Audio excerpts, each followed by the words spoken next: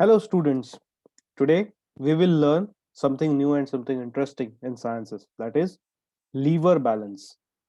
Not the lever which is present in our body, but the lever which is present in outside physical world. We will see about it. So, before starting that, I want to do an experiment. Okay. So, we will require a long pencil, a foldable cardboard sheet like this one, paper cups, and cotton. Cotton. So this is a paper cup, this is a pencil, and here are some cotton balls. Okay, so let's start the procedure. First thing is pierce the long pencil through two paper cups closer to the bottom of the cups and position the cups at either ends of a pencil. So consider if this is pencil, okay, if this is pencil, then the two paper cups must be like this. One would be like this, and another would be like this. Okay, so these are two paper cups, and you have to pierce them through ends. Okay. Bend and fold a cardboard sheet to make a slightly long triangular shaped support. So with help of cardboard, you need to make a triangular support like this. Okay, just bend it. Third is place the pencil atop the edge of this triangular shape. So if this is the pencil with the cups holded, you need to place this pencil on top of that cardboard like this. Okay, so if this is the cardboard, you need to keep this on top of the cardboard. Now, place the pencil atop the edge of this triangular shape so that two paper cups are at equal distance from the center. So, from this point to here and from this point to here, the distance must be same. Okay, that is, this should be the middle point, midpoint. Okay, and that midpoint should reside on the triangle which is made of cardboard. Now, prevent the pencil from falling on either sides by adding cotton to the two paper cups. So you need to add cotton either to this cup or to this cup so that these two cups should not move, or one cup should not go down and other should come up like a seesaw. It should not happen like a seesaw. Okay, they should remain parallel, they should remain like this, and make the note of all of your observations. So what we understood from this experiment? Hmm?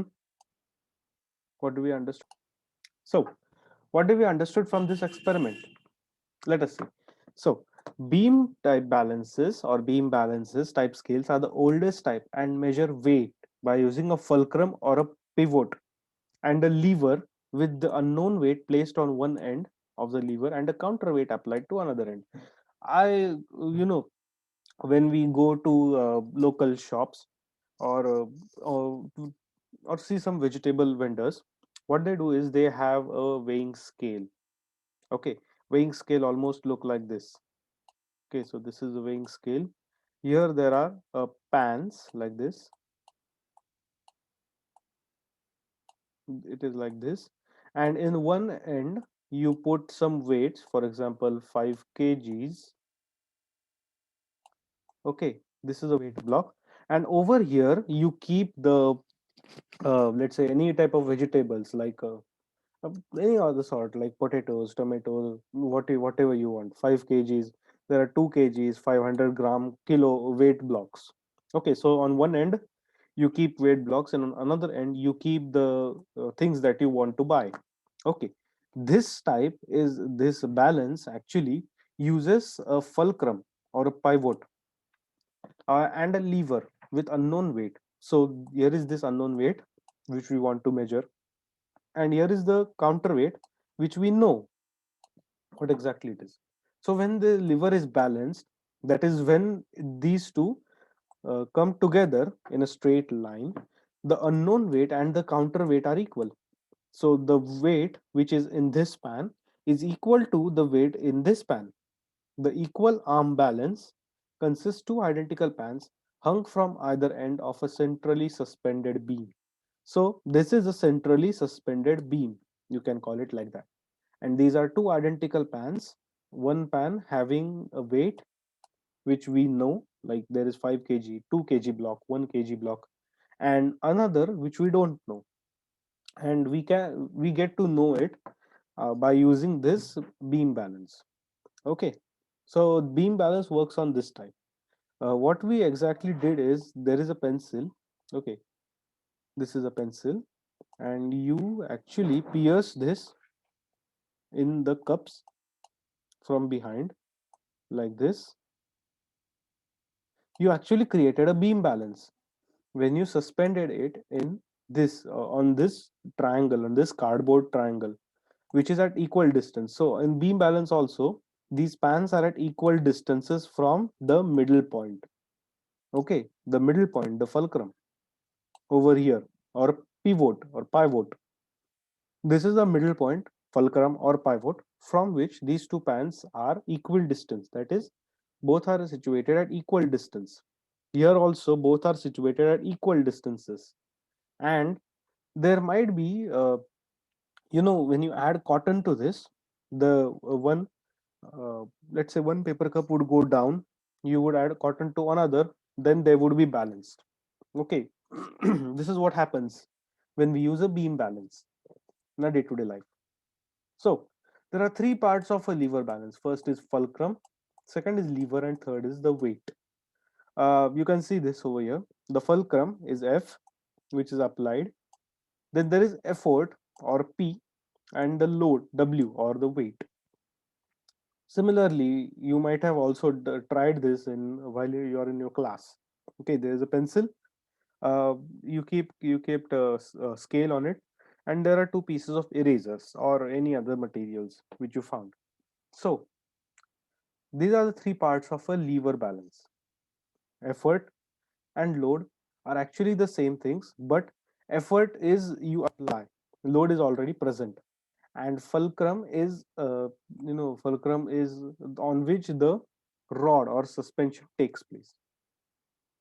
So, what is fulcrum? The point against which a lever is placed to get a purchase, or on which it turns or it's supported.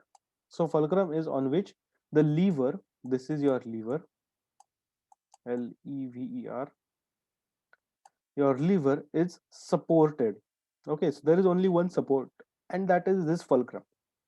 The triangular shape in our experiment is acting like a fulcrum. There is already a load on it, and you apply some effort to counterbalance this load. Okay. Now the lever. Lever is a rigid piece which is capable of turning about 1 point. Okay, so this is what 1 point, and this is your lever. Okay, the red scale is your lever, and which two or more other points up forces are applied. So you can see this. This is a beam balance. Okay, here one force is already there, that is the weights which we all know, and here you apply some weights. Okay, for example, you went to a grocery store and he has this kind of lever mechanism. So you ask for 2 kg potatoes. So he keeps here 2 kgs of weight. Now that is load. What is that? That's load. Here there is fulcrum F. I'll just write F for fulcrum. And now you will insert potatoes here. That is your effort. What is that? That is your effort. So this is effort you apply to this lever balance. Okay, to balance this load, so that you will get 2 kgs of potatoes. So the effort you apply, load is already present, and here there is fulcrum about which the lever moves from one position to another. Okay, just like a seesaw. The lever is used for transmitting and modifying force and motion of lever. Okay, and in our experiment, pencil works as a lever.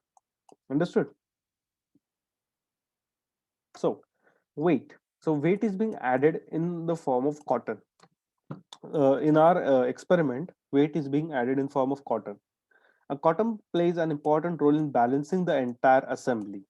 Yes, we just need to balance the entire assembly. Weight on one side is balanced with the counterweight on other side. This is what happens.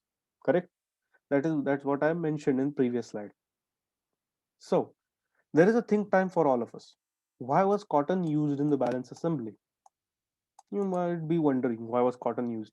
See, let us revisit it again. Okay, this is our pencil. Just a minute, I'll again draw it.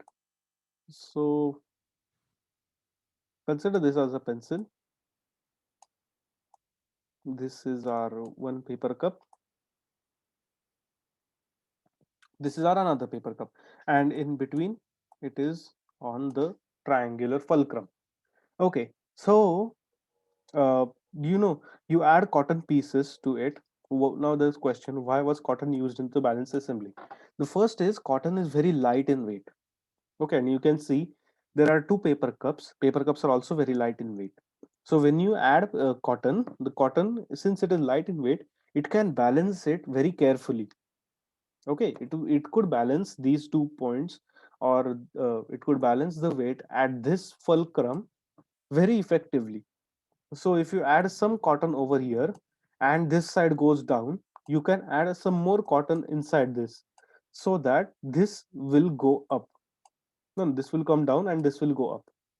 Okay, and at one point they would be balanced. Okay, that's why we use cotton, because it is light in weight and it can balance very easily. STEM cards for all of you: STEM, science, technology, engineering, and mathematics. So there are notes for all of you. The triangular shape is acting like a fulcrum, and pencil is acting like a lever that I told you. The fulcrum, lever, and the weight being added in the form of cotton play an important role in balancing the entire assembly. Yes, that's true. The end result is we must balance the things. Okay, the end result is we must balance. A seesaw is a very common example that makes use of lever balancing. So today we learned about lever balancing and what exactly it is, and that's the end of slide. Thank you.